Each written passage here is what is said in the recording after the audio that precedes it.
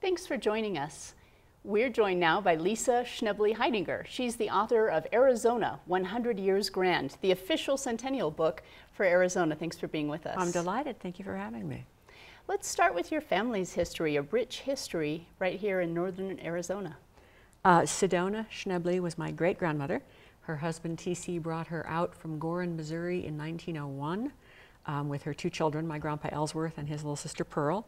They built a two-story house in Sedona, and he was an enterprising guy that figured out that rather than go through Jerome and take 4 days to get produce that grew so well in Oak Creek up to Flag, he could widen the Munns Trail and Schnebly Hill Road. He didn't do it alone.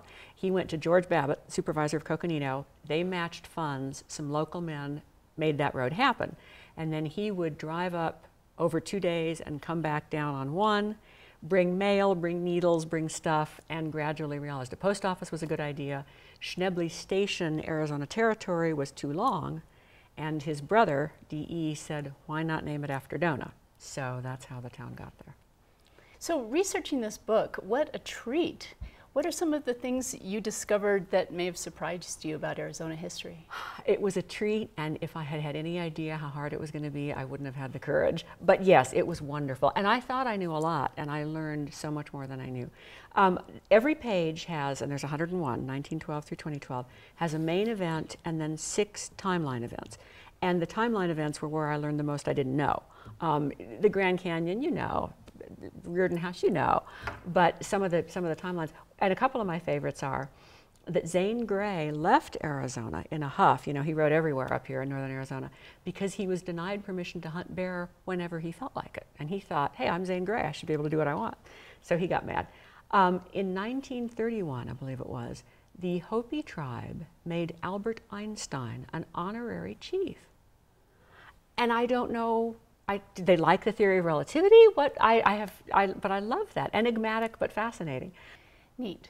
So looking at Arizona's history, which is so rich and the beauty all around us, do you have hopes for the future for your children and your grandchildren? I mean, you're a descendant of the pioneers of this region.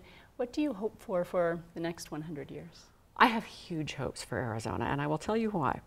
Arizona, and I can say this because I have pioneer roots, has always been settled by people who did not necessarily play well with others where they were. And while it brought them here, that's also a good thing, because people who come, there's something called churn. For every 3 who come, 2 move on. The one who stays is an Arizonan. And they stay because they look around and they have an expanded sense of freedom and possibility, and it resonates to their bones, and they make it home. And I think that right now, the entire nation and possibly world is in a period of abject incivility, and I regret that. But I also believe in the pendulum.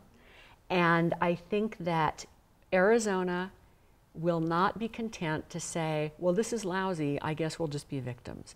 I think that we are forever struggling and finding solutions. So I'm hugely optimistic, absolutely. So let's talk about the book, Arizona, 100 Years Grand. Where was it printed? It was printed right here in the state, which is wonderful because apparently some centennial coin was printed in China.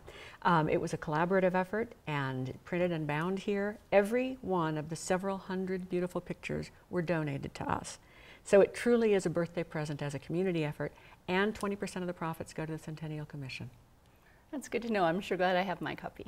Thank you. Thanks for joining us. Lisa Schnebly Heidigner. She's the author of Arizona 100 Years Grand, celebrating Arizona's centennial.